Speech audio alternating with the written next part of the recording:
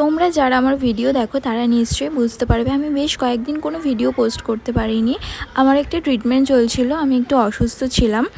কাল বিকেলবেলা আমার একটু বেরোতে ইচ্ছে করছিল, তাই সোমরাজকে বলাতে ওর কাজগুলো তাড়াতাড়ি করে শেষ করে আমাকে নিয়ে একটু বেরোবে বলেছিল। আমি তো রেডি ছিলাম, ও আসতে দুজনে মিলে বেরিয়ে পড়ি। বেরোতেই দেখি জলের গাড়িটা জ্যাম করে দাঁড়িয়ে রয়েছে। আমার তো বেরোলেই মনটা কিরম ফুচকা ফুচকা করে, কিন্তু জানি না দুর্ভাগ্যবশত আমি কবে ফুচকাটা খেতে পারবো। খুবই খারাপ অবস্থা আমার। শুধু ফুচকা নয়, কোনো খাবারই আমি ঠিকমতো খেতে পারছি না, কিন্তু সেটা কি বললে হবে, বেরিয়েছি আর কিছু না খেলে হয়? যতই হোক মনকে তো আর মানানো যায় না বলো। আমরা খানাওয়ালাতে এসেছিলাম, এখান থেকে একটু খাবার নিয়ে চাউমিন মোমো এসব নিয়েছিলাম, নিয়ে আমরা চলে যাব আমাদের ঠেকে। আমাদের আড্ডা মারার একটা বেশ ভালো জায়গা আছে, চলো তোমাদেরকে দেখাই। আমার একটা বন্ধুর দোকান রয়েছে পঞ্চাননতলার পাশেই, তো ওদের দোকানের সামনেই গাছের নিচে আমরা বসে এখানে বেশ আড্ডা মারি, খাওয়া দাওয়া করি, বেশ মজা করি। আজ বেরিয়ে দেখলাম রাস্তার ফুটপাতের দোকানগুলো সব বন্ধ করে দিয়েছে, তাই রাস্তাটা অনেকটা ফাঁকা লাগছিল।